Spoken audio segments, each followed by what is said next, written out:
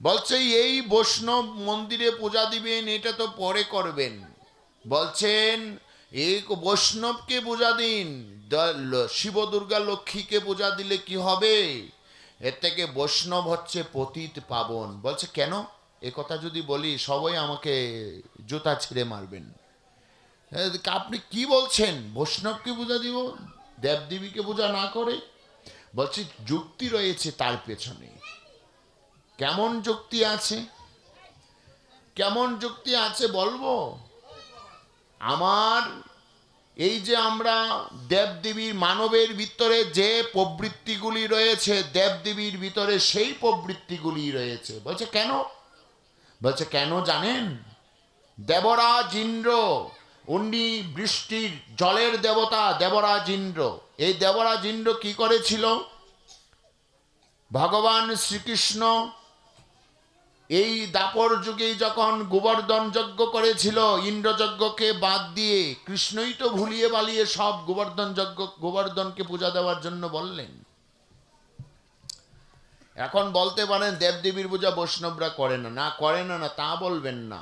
আমরা শ্রদ্ধা করি, দেবদেবীর পূজা করলে কোনো অপরাধও হবে না। কিন্তু ভগবান শ্রীকৃষ্ণই বলে দিচ্ছেন তুমি কেন ইন্দ্র পূজা করছো? এই জগতে দুই ব্যক্তি কর্ম করে, একটা জেনে বুঝে কর্ম করে, একটা না জেনে কর্ম করে।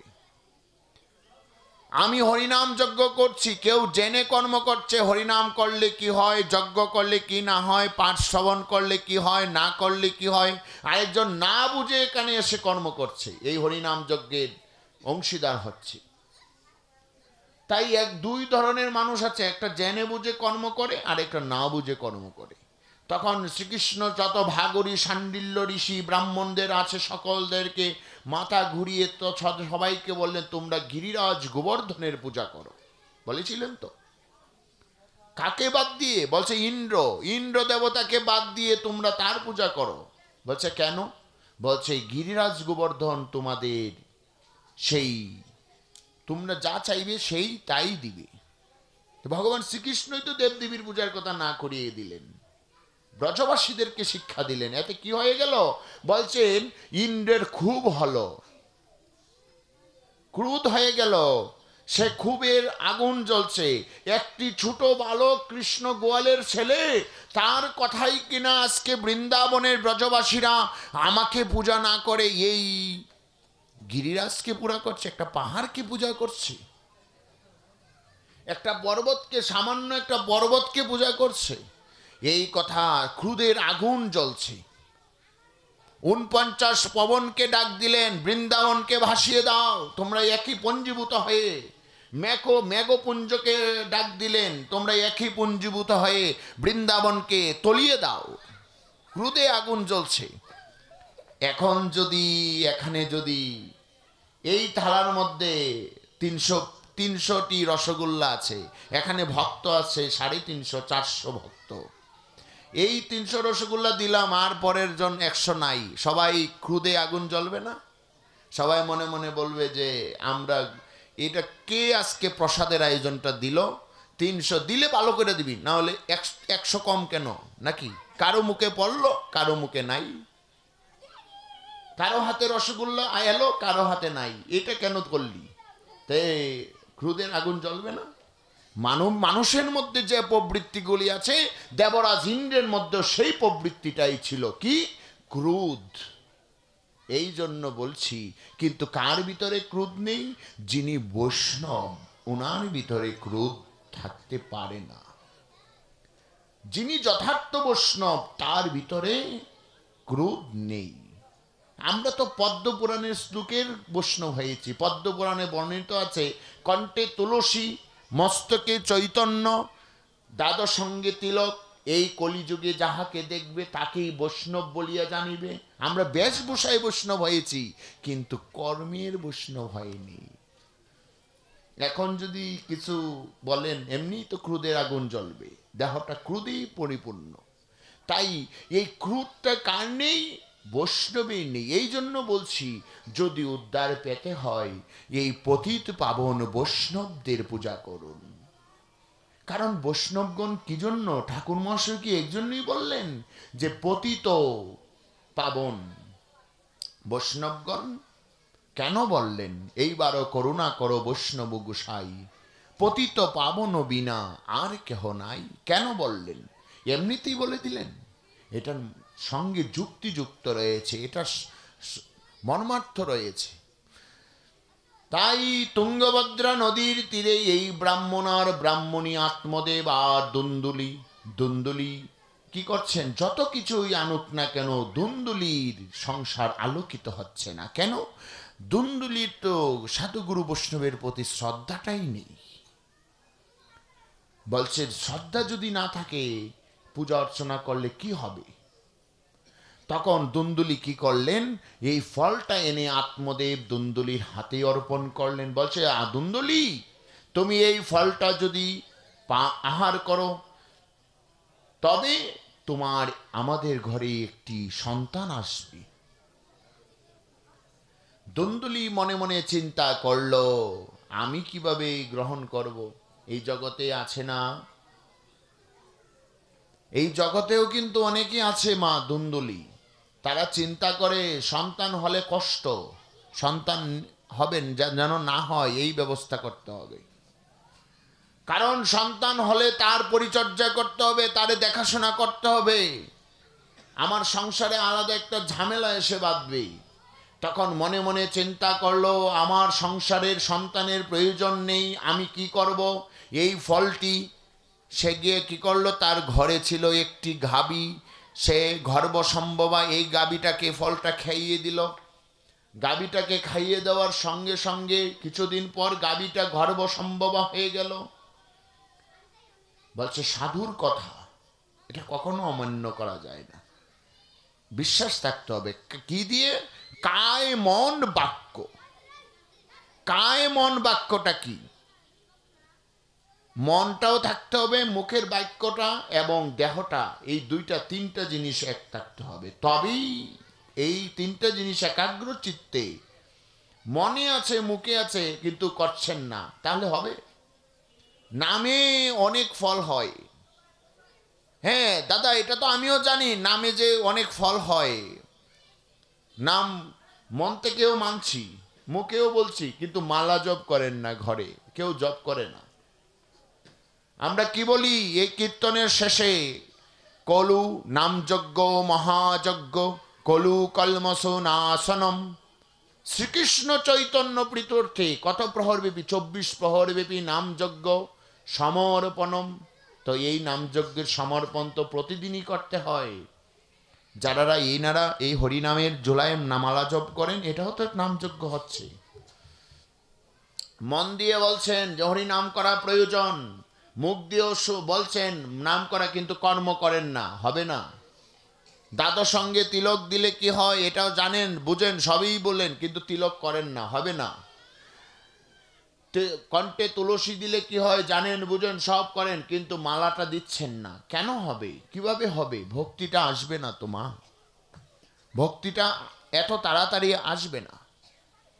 তাই এগুলি কি করতে হয়? সাধন করতে হবে। সাধন ছাড়া সাধ্য বস্তু কব নাহি মিলয়। আপনি সাধন করলেন না তো সাধ্য বস্তু মিলবে? দোকান করলেন না আর খালি বলবেন ব্যবসা হয় না, ব্যবসা হয় না, দোকান খুলিনি না তো ব্যবসা হবে কিভাবে? তখন দুন্দুলি কি করলো, তার একটি গাভীকে এই ফলটি খাইয়ে দেওয়ার সঙ্গে সঙ্গে কিছুদিন পর গাভীটি গর্ভসম্ভবা হলো। দুন্দুলি তো আর গর্ভসম্ভবা হলো না, কিন্তু যথা সময়ে যখন গাভীটি প্রসব করলো, কি হয়েছে জানেন? একটি গরুর বাচ্চা জন্ম নেয়নি, একটি মানুষের বাচ্চা জন্ম নিয়েছেন। মানুষের জন্ম হয়েছে। জন্ম হওয়ার সঙ্গে সঙ্গে মানুষটির সকল কিছু মানুষের মতো, কিন্তু তার কর্ণগুলি ছিল, দুইটি কর্ণ ছিল গরুর কর্ণের মতো। তখন দুন্দুলি চিন্তা করলো এখন কি করা হয়। এই আত্মদেব ব্রাহ্মণও চিন্তা করলো, ঠিক আছে, মানুষ হয়েছে, জন্ম হয়েছে, আমাদের ঘরেই যে বড় হবে। আত্মদেব বিজ্ঞ, কারণ সাধুর দেওয়া ফল থেকে তার জন্ম হয়েছে, যেন তত্ত্বজ্ঞ, এরকম উনি বৈষ্ণব হয়ে গেলেন। বৈষ্ণব হয়ে তীর্থ ভ্রমণে চলছেন, তীর্থ ভ্রমণ করবেন। আর এইদিকে কি হচ্ছে, যখন ছোটবেলা থেকেই আত্মদেব ধার্মিক হয়ে গেল, আর এইদিকে দুন্দুলি চিন্তা করলো আমি তো ফল খাইনি, আমার সন্তান হবে কিভাবে। আত্মদেব ব্রাহ্মণ চলে গিয়েছিলেন তীর্থ পর্যটনে, কিছুদিন পর এখন চিন্তা করলো আমি সন্তান কিভাবে আমার পাবো, কোথায় পাবো। এই দুন্দুলির এক ভগ্নী ছিল বোন, তার বাড়িতে আসলো বেড়ানোর জন্য। বলছে বোন এই সমাচার কি? বলছে আমার স্বামী এক সাধুর কাছ থেকে একটি ফল নিয়ে এসে বলেছিল এই ফলটি তুমি আহার করো, কিন্তু ফলটি আমি আহার না করে গরুকে খাইয়েছিলাম, এই গরু গর্ভসম্ভবা হয়ে গেল, তার থেকে একটি সন্তান জন্ম নিয়েছে। এই সন্তান কর্ণগুলা গরুর মতো, মানুষের মতো দেখতে। বলছে তাই নাকি? তাহলে আমার ঘর থেকে তো কোনো সন্তান হবে না, তো এখন কি করব? বলছে চিন্তা করিস না দিদি, আমি গর্ভসম্ভবা আছি, আমার সন্তানটি তোকে দিয়ে দিব। তখন এই কথা বলার সঙ্গে সঙ্গে দুন্দুলি শান্ত হয়ে গেলেন। কিছুদিন পর ভগিনীর সন্তান হল, এই সন্তানকে নিয়ে আসলেন। সন্তান আনলে কি হবে, মায়ের তো স্তনদুগ্ধ, বক্ষে তোর স্তনদুগ্ধ নেই। স্তনদুগ্ধ, মাতৃস্তনদুগ্ধ যে সন্তান পাবে না, সেই সন্তানের মস্তিষ্কের বিকাশিত হবে না, সে যথাযোগ্য শক্তি সম্পন্ন হবে না, তত্ত্বজ্ঞ পুরুষ হবে না, তার মধ্যে সেরকম শাস্ত্রবিদ্যা তার বিকাশিত হবে না, তার যেটুকু থাকার প্রয়োজন এটুকু কোনোভাবেই এটি যুক্ত হবে না। তাই তখন সন্তানের তো দুগ্ধ নেই, মাতৃদুগ্ধ নেই। উনি কি করলেন, এই গরুর দুগ্ধ খাইয়ে তাকে পালন করলেন। অবশেষে তার নাম দিলেন কি, এর নাম দুন্দুলি, আর ওর নাম হচ্ছে দুন্দুকারী। দুন্দুকারী শব্দের অর্থ হচ্ছে অন্ধকার। নামের সঙ্গে অর্থের সংযোজন থাকতে হবে, তবে নামের ফল পাবেন। তখন বলছেন এই নাম দিয়েছে দুন্দুকারী। দুন্দুকারী কি করলো, ওইদিকে আত্মদেবের গরুর পুত্র একটি সন্তান হয়েছে, তার নাম গোকর্ণ, সে হয়ে গেল সাধু। সে তীর্থ পরিক্রমাতে করে, হরিনাম গুণগান করে, হরি প্রতি তার প্রীতি রয়েছে। কিন্তু দুন্দুকারী হয়েছে কি জানেন, একটি হিংস্র মানব হয়ে জন্ম নিলেন, হিংস্র চরিত্র। জগতের এমন কোনো কদর্য কাজ নেই যে সে করে না। ব্রাহ্মণ কুলে জন্ম লইয়া করে অবৈধ সঙ্গ, করে মদ্যপান, রাস্তা দিয়ে কোনো ভালো মানুষ হেঁটে গেলে তাকে মারধর করে, তার থেকে ধন সম্পদ ছিনিয়ে নিয়ে এই দিয়ে তার সংসার পরিচালনা করে। এমনভাবে দুন্দুকারীর জীবনটা দুর্বিষহ হয়ে যাচ্ছে। আর ওই বাড়ির দিকে কেউ তাকায়ও না। আত্মদেব যেরকম ধার্মিক ছিল, পিতৃর কর্ম তো মাত্র জন্ম দেন পিতা, পিতার তো একদণ্ড সময়, জন্ম দেওয়ার সময়টা, কিন্তু মায়ের কর্মটা কতদিন মা সন্তানটাকে ধারণ করে, ততটা দিন মার সৎ ব্যবহার, সৎ আচরণ, সৎ মনে থাকতে হয়, হরিচিন্তনে, তবেই তো সন্তান ভালো হবে। জয় রাধে। কালী বাবা কি করলেন, জমিতে বীজটা বপন করে দিলেন, আর মা কি করবেন, এটাকে যত্ন করবেন।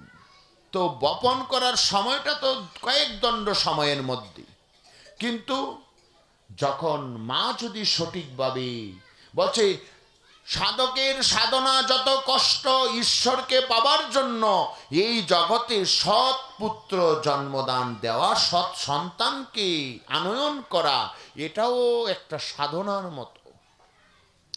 যদি সাধনা ঠিক না হয় তবে ফসল ভালো পাবেন না। তখন কি করলেন, দুন্দুলি দ্বন্দ্বকারী হিংস্র প্রকৃতির হয়ে গেল, মানুষকে মারধর করে, ধন সম্পদ ছিনিয়ে নিচ্ছে, যেখানে যাচ্ছে সেখানেই শক্তির কথা, ভক্তির কথা, জন্ম জন্মের মুক্তির কথা, জীবনে সারা